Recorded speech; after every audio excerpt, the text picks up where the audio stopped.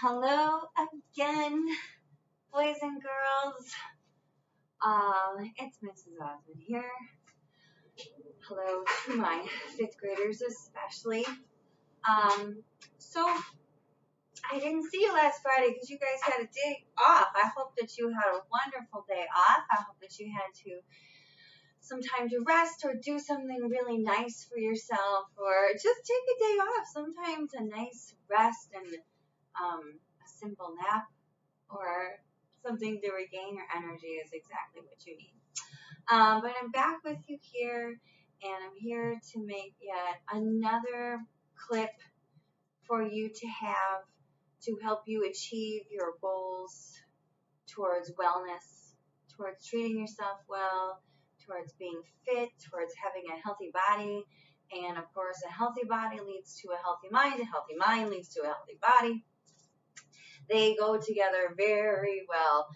And I know that you have learned this with Ms. Topmeyer, but we know that the better we treat ourselves, the better we feel. And that doesn't just mean movement.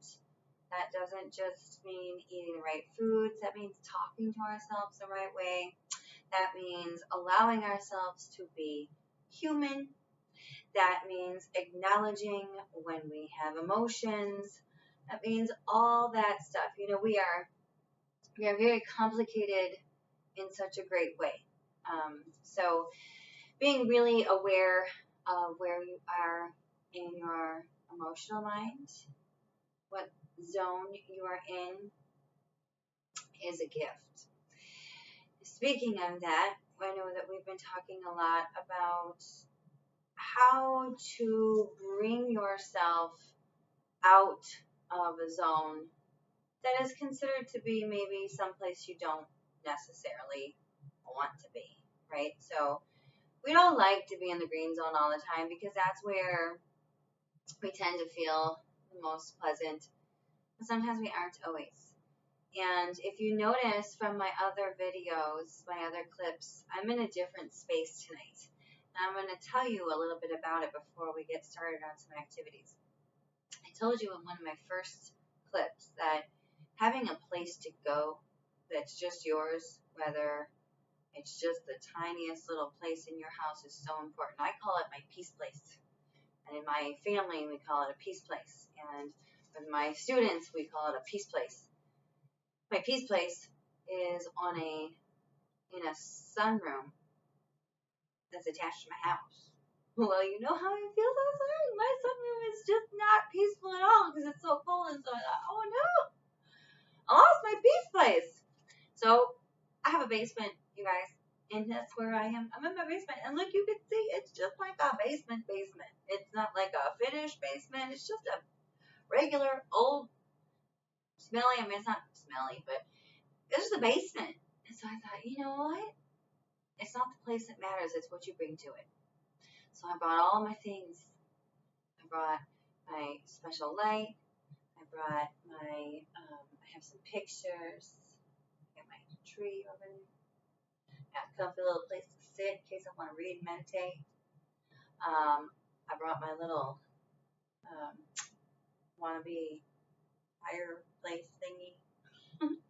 So I brought all the things that made that space up there special to a new space, and I love it. So the reason why I'm telling you this is because it's so important for you to have a place to go when you get in a zone that maybe is not somewhere you want to be. Right? We can't just, I told you on the first time we met, I said, you can't just switch it off. I wish we could. If I could give that to all of you, I would, but I can't. Having a place to go to remind ourselves that this is our space to breathe, to relax, to take just a couple minutes off of whatever we need to take a couple minutes off of, or just to regain energy, or just to gather all our good thoughts. It's really, really great, and it doesn't take much. Just a few things that you love. Maybe you have a yoga mat. Maybe you don't. You don't need one. But it's yours to make. Maybe you bring your cat. My cat loves to come to my yoga space. I think he knows it's really peaceful. I didn't even plan this. All right, boys and girls. So we're going to just do a little movement, get some of that energy flowing, get our bodies moving since we have this wonderful Midwest weather that's going on. It causes us to feel a little bit still. All right. I want you to come to standing if you're not already, and then if you're doing this with your class or with your teacher, just step away from wherever you were sitting and find enough room just to spread your legs nice and wide, just like this. So, a little bit more than hips distance. Don't go crazy. You don't have to go into the splits or anything like that. And then I want you to lift your arms up so that your fingertips are reaching out from your shoulders. And then I want you to notice where your shoulders are, and I want you to roll them down away from your ears. And then take your right hand, drop it down to your right thigh, and reach up and over with your left hand. Oh my goodness, you're going to feel a whole big stretch on the left side of the body. Drop your fingertips all the way down to your right knee. Your right fingertips anyways. And keep stretching through that left side, and you might feel like, wow, what's going on? My body's so tight. No, it's okay. That's totally fine. And sometimes that produces a less than green zone in itself, right? When your body needs to move and needs to stretch. Take one more big breath in. And release the left hand down to your side. Take your left hand down, reach down towards your left knee, and then reach up and over with your right hand. Are you breathing? Big yogi breath, breathing in through the nose,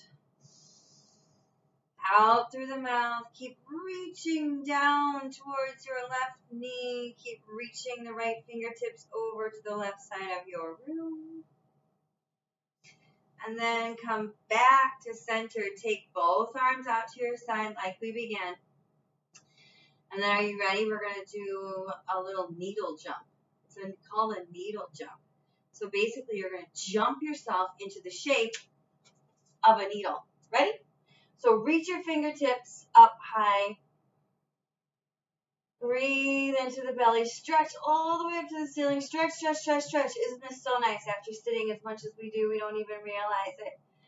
And then you're going to take your fingertips apart. I know you can't see the top of my fingertips. I can't get my camera to reach that far. But when you exhale, when you breathe out, you're going to take it back. And watch my hands. Let your hands fall all the way back. You don't have to turn around. I just did that so you could see what the back body of my body was doing. Inhale, come back to center. You don't have to turn around because you just stay the same way. And then are you ready? We're going to unneedle the jump. Take a big breath in. Exhale, out. And then turn your toes in, your heels out, and slowly roll all the way down. Whoa, whoa, whoa, whoa. Turning the body upside down. Drop the forehead. You can use your hands to grab for a part of your leg. So maybe you're going to come to your thighs. Maybe you're going to grab for your knees. Maybe you're going to grab for your calves. Or maybe you're going to grab for the outer edges of your feet. And then pull, pull, pull, pull, pull, pull until you come all the way down. Take a full breath in. And drop your head down. And a full breath in. And drop your head down. And a full breath in. And drop your head down. Release the grip that you have onto your feet or your calves or your knees and bring your hands right underneath your shoulders. Lift up halfway so that your body is right in a straight line. And then I want you to turn over to the right, bend your right knee, and come into what we call a lunge. So you're going to lunge into your right knee. So this right knee is bent. And then push down a lot through your right foot. And then when you're ready, you're going to come all the way up. We call this crescent lunge. Reach your fingertips overhead. Your balance is going to get real tricky here, so pull your belly in. And remember how strong you are. You are so solid, so steady. Big breath in. Exhale, release your lunge, and then walk yourself back to your wide-legged forward fold. That's what we call this. Inhale, lift up halfway again, so your body becomes straight like a board. And then bend into your left knee, turn over to the left, come into that lunge on the other side. So you're bending a lot into your left knee.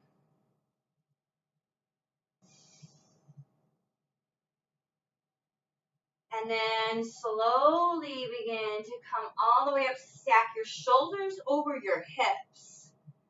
And then breathe into your crescent lunge. Push back through your right heel. So I know that sounds strange, but push it back. And then that back leg comes right up and you're going to feel a big difference there. And if your body's not so great at feeling some of these things, don't worry. That's what we practice for. Take a big breath in. And release down. Come back to center.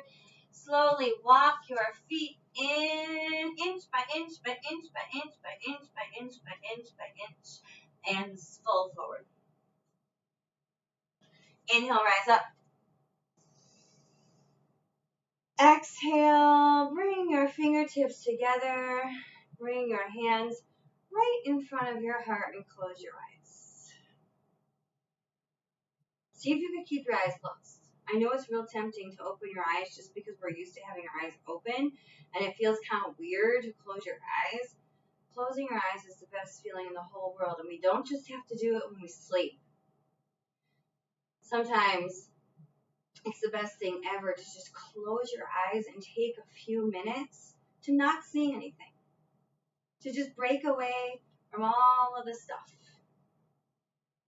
Eyes closed, breathe in, breathe out, breathe in,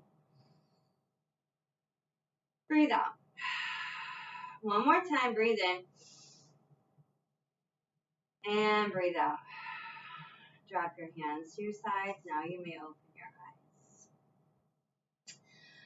All right, boys and girls, ladies and gentlemen, kindergarten, first, second, third, fourth, and of course, my fifth graders. You are doing important things. You are doing wonderful, wonderful, important things. And along with all those important things, sometimes comes obstacles and challenges. But anytime that you feel like you are overwhelmed or you're not sure you can do it, first of all, no, you can. Yes, you can. If you want to, you can.